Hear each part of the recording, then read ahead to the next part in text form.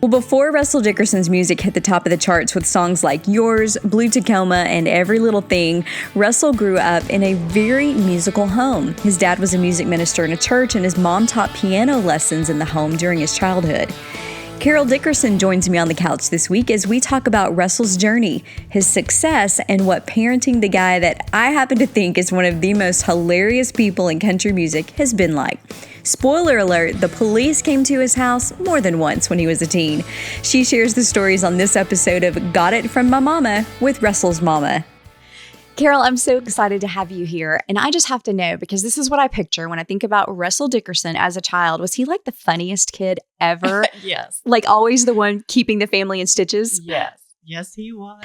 He was. And his friends, he chose friends that were also funny. So when they would come over, they would do things like make movies of a recipe. They would put together a recipe and they would call it spackling paste, and you swipe it on here. And it was just, yes, we were in stitches all the time. So just naturally, innately funny, Yes. like he comes across now. Like I Yes. love his personality. He's so fun to keep up with.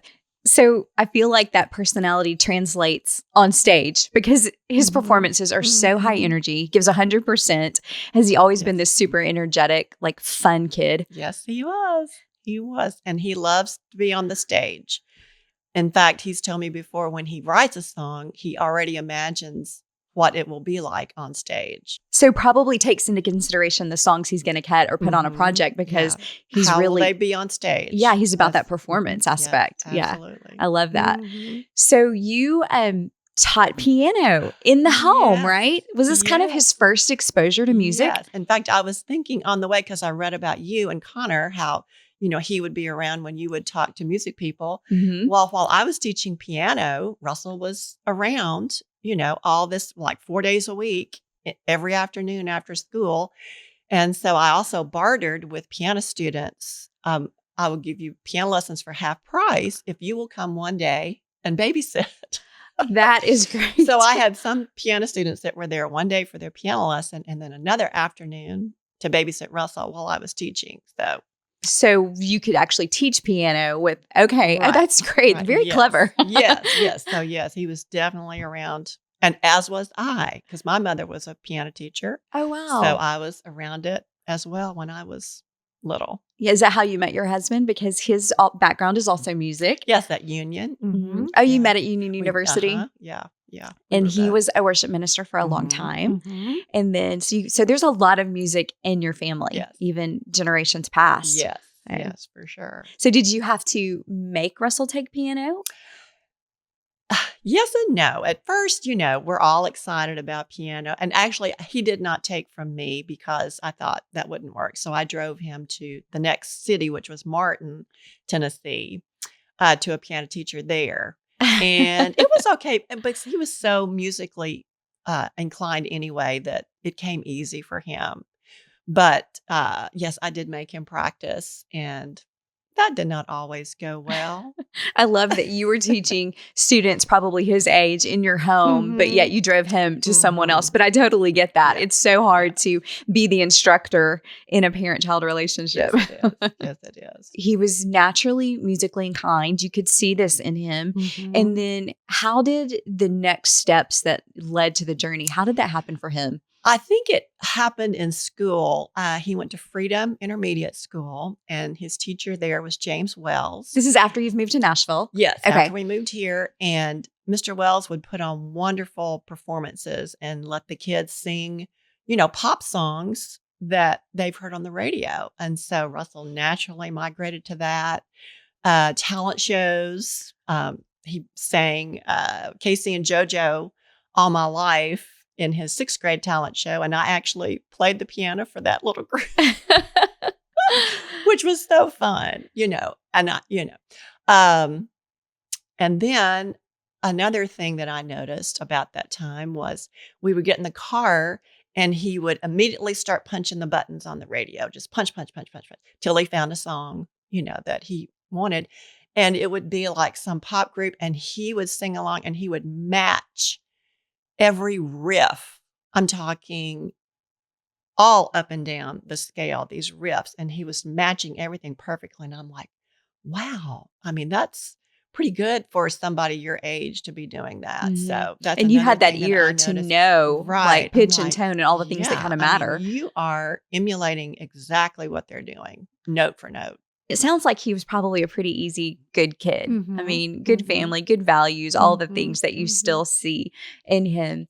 But tell me about him as a teenager. I mean, surely there's a good teenager Russell story of, you know, sneaking out a window or something. Teenager Russell story. Well, there's a true story in another one of his songs. He did with one of his friends go out and just turn over every trash can in the neighborhood one night, and the police did bring him home. And he did go out another time rolling yards, Toilet paper rolling. got brought home again. But So that's, if we're counting, that's 2 times he got brought home by the police. yeah. Oh, Yeah. how did that go Yeah. over in the Dickerson household? I mean, who hasn't rolled a good yard in their childhood? I mean, we had to be stern, but on the inside, you're like, if this is the worst thing you ever do, Yeah. we're fine. Perfect. Yeah. That's the perfect response.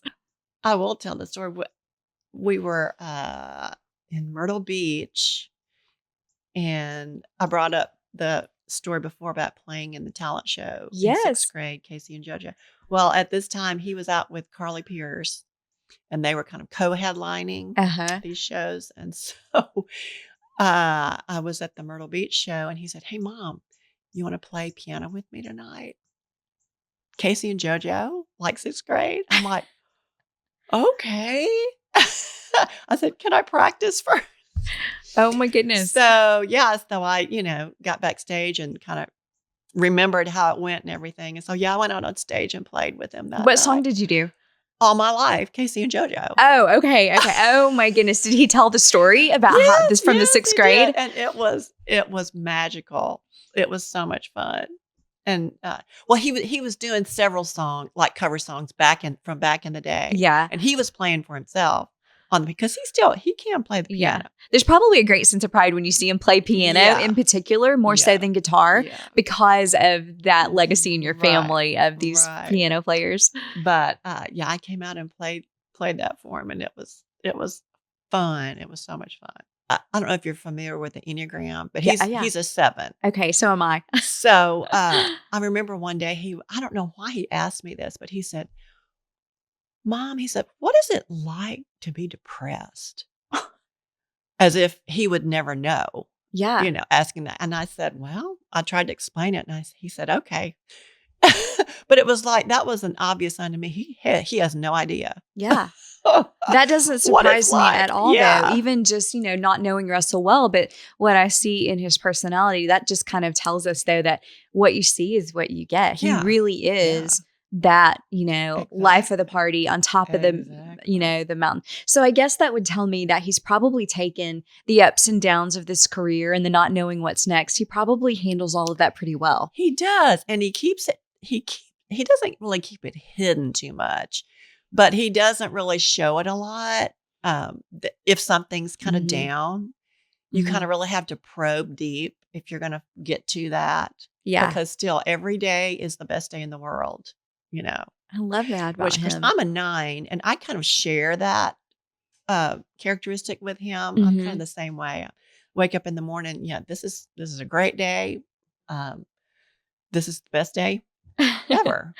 So you originally went to college and wanted to study music. You went to MTSU? He started MTSU because he didn't know what he wanted to do. Okay.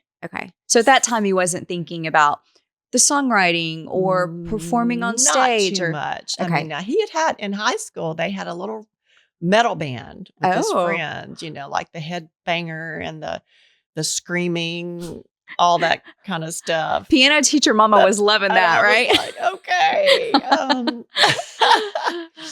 But he enjoyed that. Once again, performing, being on stage. But at that point, really didn't know what he wanted to do. I've heard him say that you and his dad are really the ones who pushed him toward, like kind of validating, I guess, this talent and this skill that he had and really Mm-hmm. pushing him toward, I think you could actually do this for a living. Right. Which a lot of Right. parents would be the opposite of, really, is this what you want to do? So I kind of I'd love to hear more about that. Yeah, it's, I guess, mostly because of our musical background. But after 2 years of MTSU, well, I have to go back after a year and a half of MTSU, he got the chance to go out on the road with Chris Tomlin Oh my goodness. What was that as news like? guitar tech. Well, I mean, it was exciting. I mean, if it had been anybody else but Chris Tomlin, Yeah.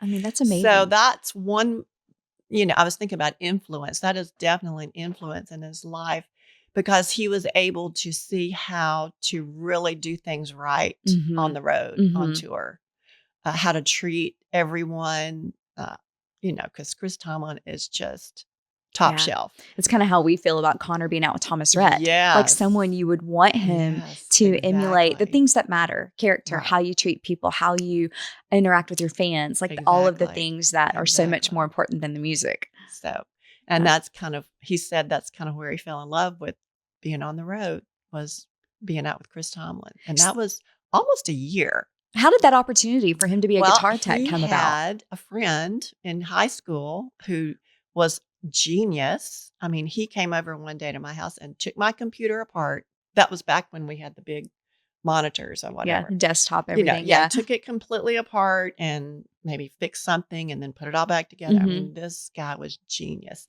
So he went straight from high school into lighting tech. Okay. So he was in that position with Chris Tomlin.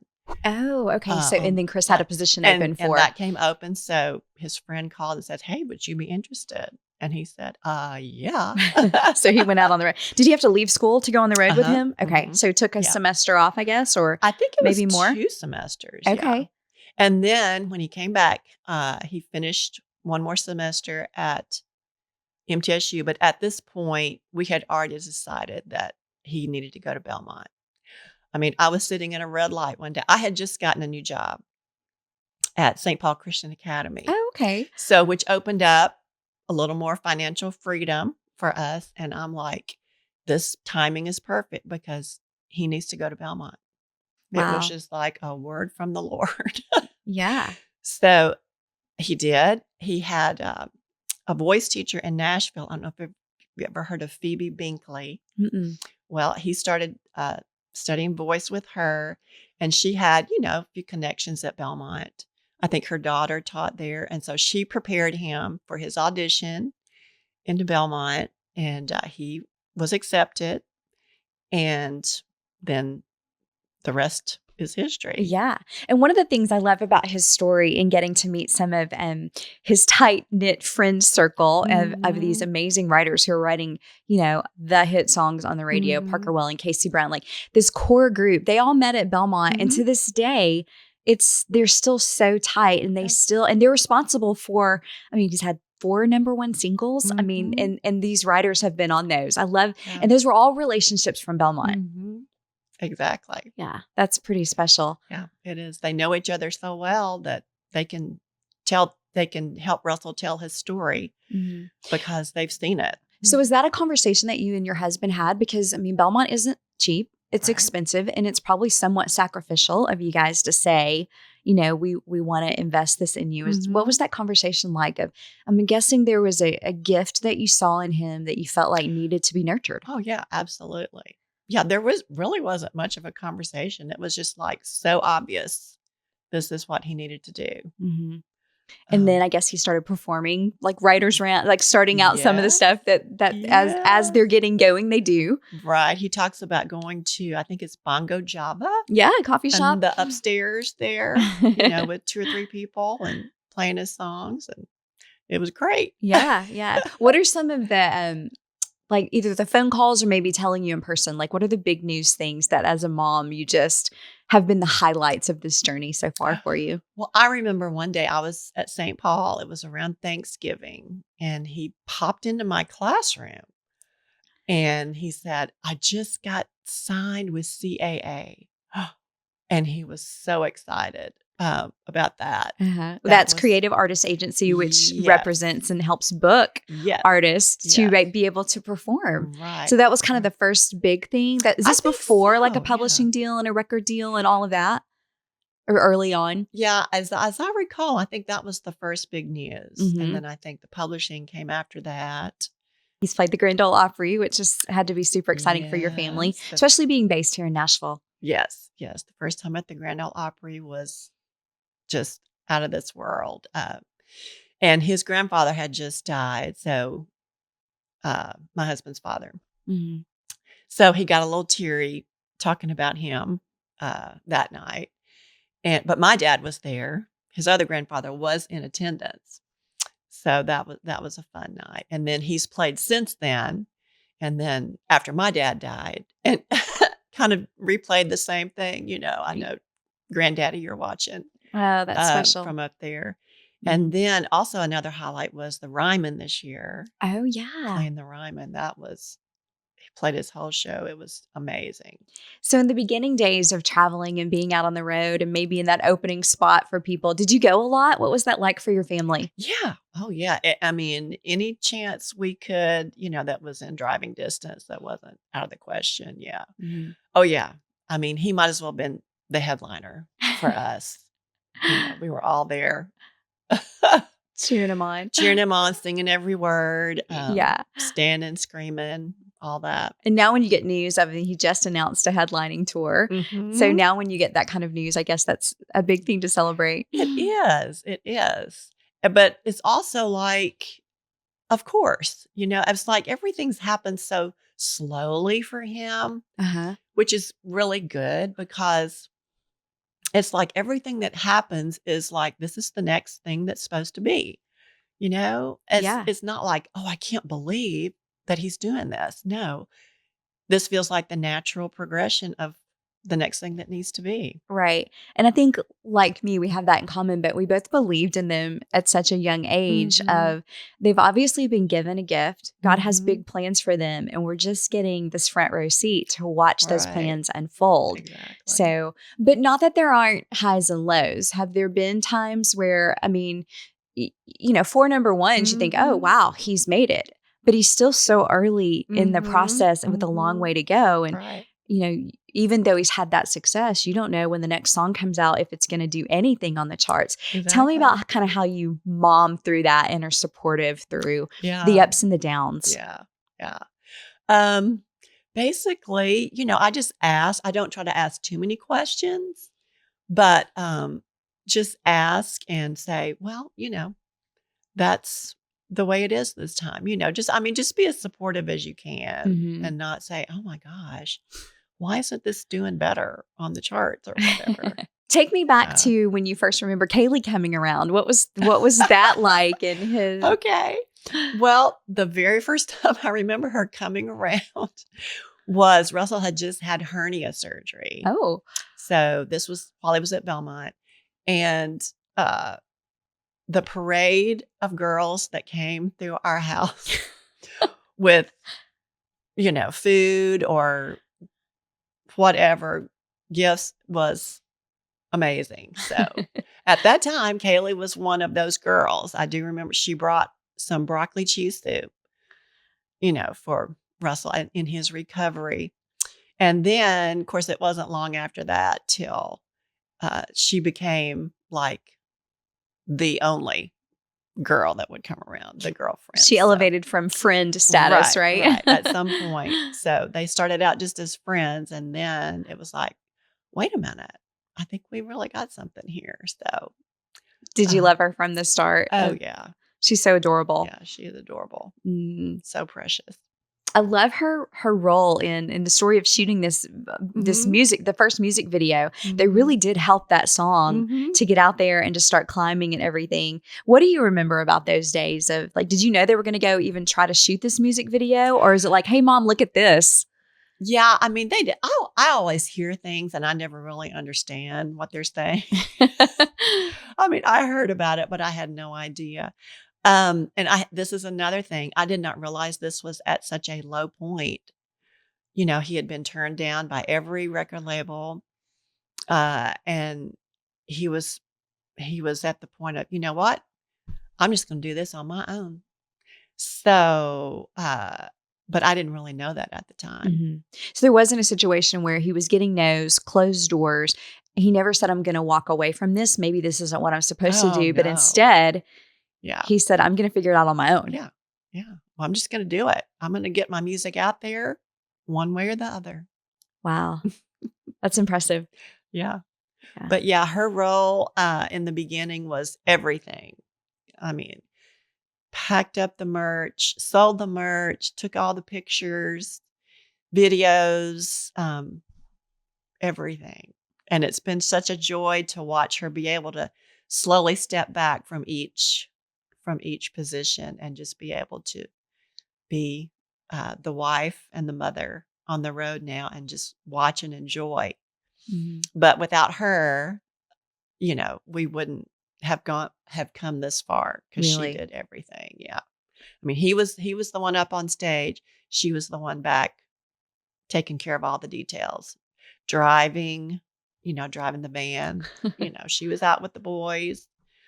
Yeah. So, well, I yeah. don't think I realized what an integral role that she played. I mean, I knew she had made that first music video and that she obviously had a lot of talent, was probably a great sounding board for him, but she was deep in the throes of the details. Oh yeah, absolutely. Yeah. Yeah. And encouraging him all along the way, I'm sure. Yes. But so grateful now that she's able not to have to do that anymore. Yeah. Yeah. And she can enjoy that role Right. of wife and mom and just getting, to kind of be like you are, a fan and getting to watch it all happen. Yeah. But also I'm sure she has a great sense of pride in what they have built in our building. Yeah. Yeah. Emphasis on we and they. Yeah. Yeah. That's special. They did it together. That's special. Did you know she was the one when he started bringing her around? Absolutely. And when he broke up with her, I was so mad. That's probably the maddest I've ever been at him.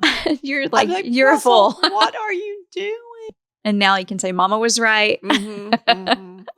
You have to share about having a new grandbaby, an adorable Remington who is so cute. This is the first grandchild in the family, right? Yes. He is a chunkalunka, but he is the sweetest. He loves his cars, anything that goes, his construction trucks. I'm like, and you don't teach that. That's just what he likes. Just innate in a little boy. Right. And his favorite song is She Likes It. Right now, it's mine too. I love it. I know. He grabs my phone and says, song. And he always wants me to play that song on their little speakers there. Oh, and when cute. it comes on, he starts shaking his little hips and moving his little arms. Oh my goodness. That's adorable. How did they tell you that they were pregnant with Remington? It was around the time of the Super Bowl or the playoffs. We were all over there watching football or whatever. And so Kailey's birthday is the first in January 6th. So it was right around her birthday. So they made it seem like we were doing a little something for her birthday. And then they sang happy birthday. And then they said, we're having a baby. We're having a baby. They changed the tune. They did. That is and amazing. We were like, wait, what? Of course they did it with a song and music, right? Course, yes. And had it all planned out, the production and everything. Oh my goodness. That's adorable. So cute. So how do you manage your time with the baby and the grandbaby? And do you go out on the road with them some? Do you stay home and keep the baby? Tell me a little bit about what life looks like now. Both. I'm still working, so I'm a little tied down, but I've been out on the road several times. And then, of course, Kailey's mom, Holly, goes most of the time. But it's great. I love it. The bus, I like it when it moves. Kailey likes it when it stops. But the movement just kind of rocks me to sleep. So I love that. But I like being out on the road with them. And they are committed to staying together as a family on the road. It's not, daddy's gone for the weekend. They're committed. So I'm committed to helping them as much as I can do that. And of course, Holly is too. So I love being out on the road. And I'm actually going with them to the Europe tour. Oh, wow. Yeah, I'll be the babysitter on that tour. Oh my So goodness, that's pretty that will amazing. be fun. Yes, Yeah. the headlining tour out with Breland in UK, and I think there's one in Scotland, one in Ireland. Are these places you've never been that you're going to get to experience Yes, because of what yes, Russell gets to yes, do? yeah. Never been. I guess you feel like you're supporting their family, their Mm-hmm. marriage Mm-hmm. by being able just to say, this is the lifestyle that you guys have Mm-hmm. chosen, and I'm just going to blend right in and support Exactly. in any way I Yeah. can. Yeah. Exactly. Was there a moment when the song, when, of course, there's the first big number one, which was so cool to watch that success for him as it Mm-hmm. slowly kind of did its thing. But what what have been the moments where maybe you stepped back and just said, he's doing this? The fact that there were 3 number ones in a row, I think maybe at that point, I'm like, number ones are a pretty big deal. Not easy to come by. Right. And so after it happened 3 times in a row, I'm like, this is really going somewhere. And I think also now these collaborations, Mm. like with Jake Scott and then with Cheat Codes, I mean, I think he's just branching out a little bit too, which is another sign to me that he's ingraining himself in the music world. Do you have a favorite song? Well, at the moment, yeah, she likes it. I That love song, from the time I heard it, I was just like, what is this? This is awesome. I know, and I kid him, I said, "There's this little part, I don't know if you've ever heard it, but right when it goes, pour tequila, there's a little ding, Okay. and I call it the finger cymbals, and I said, "My goal in life is to be able to play the little finger cymbals on on that little ding," and she pours tequila. Okay, I'm gonna be listening for the Yes, listen ding for now. it. Okay, And okay. I said, "It's We my got to make favorite that part of the happen. You're song." going to like walk out with Yes. finger symbols. Yes, I'm gonna do it. I'm gonna do it. So, what about in the early stages though? Were there songs that something that you remember, or maybe a special one to your family? We've got a few of those. Yeah, yeah. Well, Southern Symphony, of Oh yeah. course. I mean, he's painting a picture of his childhood in Union City. Mm-hmm.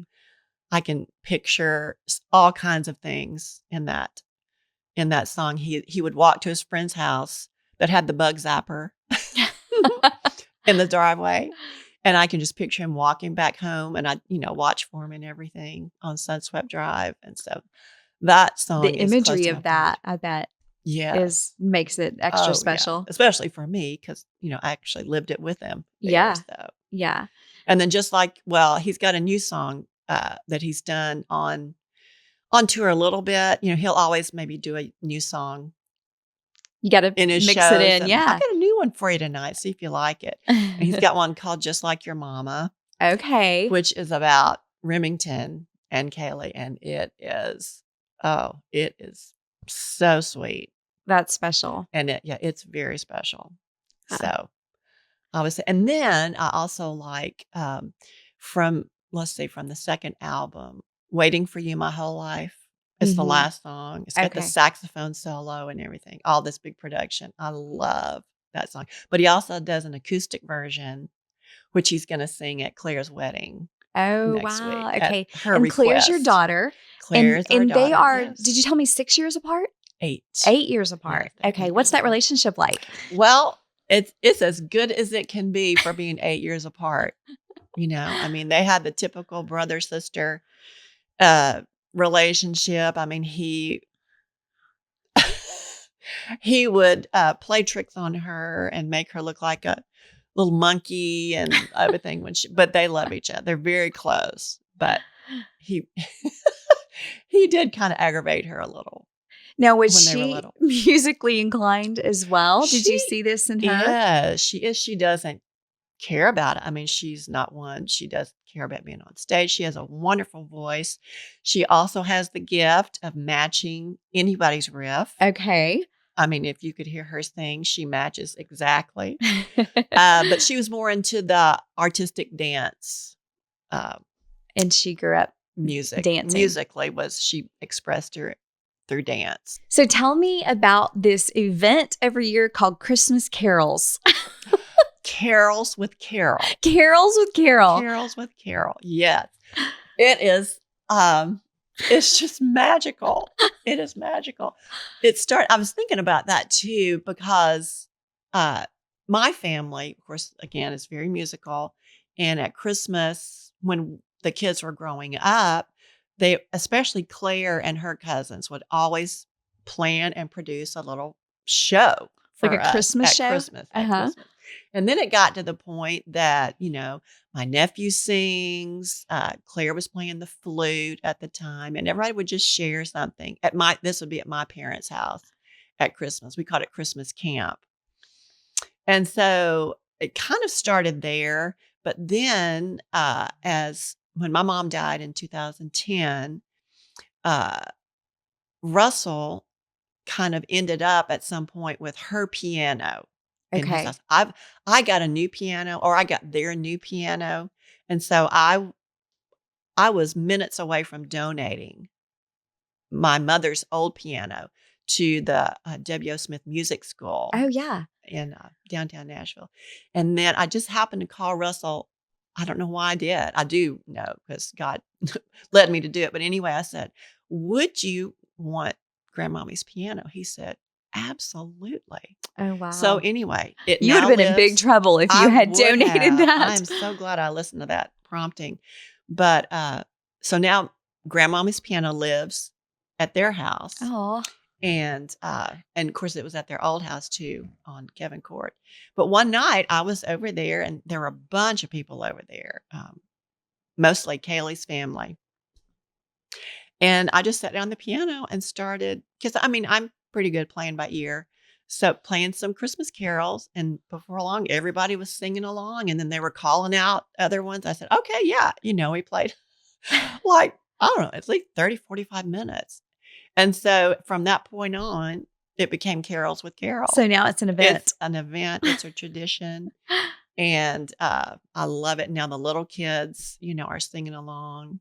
I love their tradition of caroling to their friends. They go full. Tell me about this. They go full on costumes, the whole deal. Oh my gosh. They take caroling to a whole different level. It gets crazier every year. I'm like, the costuming and yeah. They go to I guess they have their friends picked out ahead of time where they're going to go. Yeah.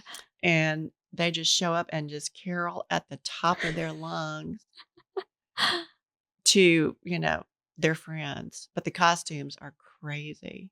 What is it like for you as a mom to watch Russell? I mean, his upbringing, you brought him up in the church, and faith obviously mattered in your family, but to see him lead his family with faith and to rely on faith on this during those highs and lows. Yes. Yes. Oh, yes.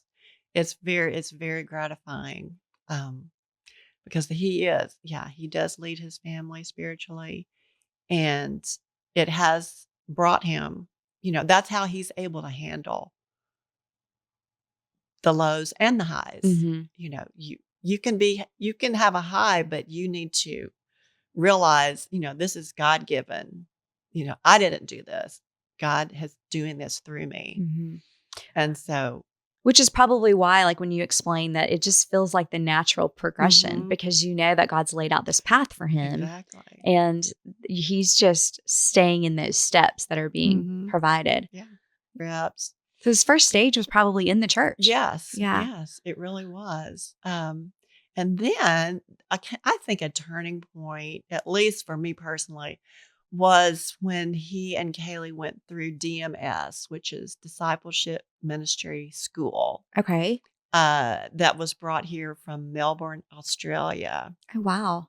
At the church they were attending at the time. So this is after they were married that they went through this program? I think they were dating at this time. But they were definitely together. Yeah.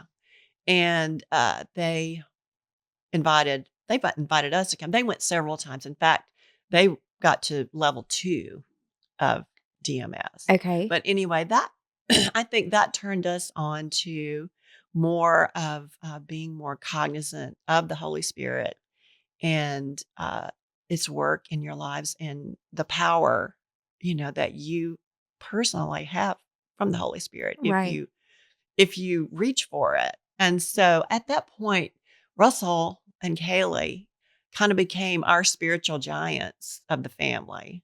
That's amazing. They really did. And so I really even me, I look to them a lot for Mhm.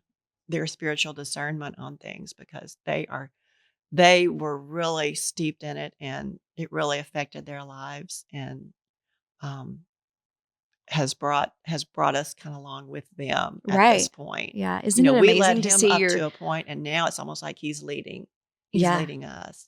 That's amazing to see your children step into Yes, that role, yes, particularly of faith leadership. yes, And yes. that impact on a family is so much greater than all of the fun music stuff and Right, watching all of that happen, but the thing exactly. that matters most in Yeah, life. exactly. What are your greatest hopes and dreams for them now when you see this precious little family kind of getting Oh started and my goodness. Just to be happy and live out your purpose on the platform that you've been given, to be a shining light, um, to point others to Jesus. That's their ultimate goal. They've been given this platform and they love entertaining, but and when it's all said and done, what's it all for? It is to point others to Christ, through their life and through their marriage. And that's what I hope for them. I hope they continue in that, and I hope their platform gets bigger and that they reach more people. That's my hope and dream for them. I cannot thank you enough for listening. Seriously, these conversations mean so much to me, and don't they just make you love your favorite artist even more? If you enjoyed this episode, will you take a second to subscribe to Raising Country, rate the podcast, and leave a comment? While you're here, tell us which mama you want to hear from. Thanks again for listening.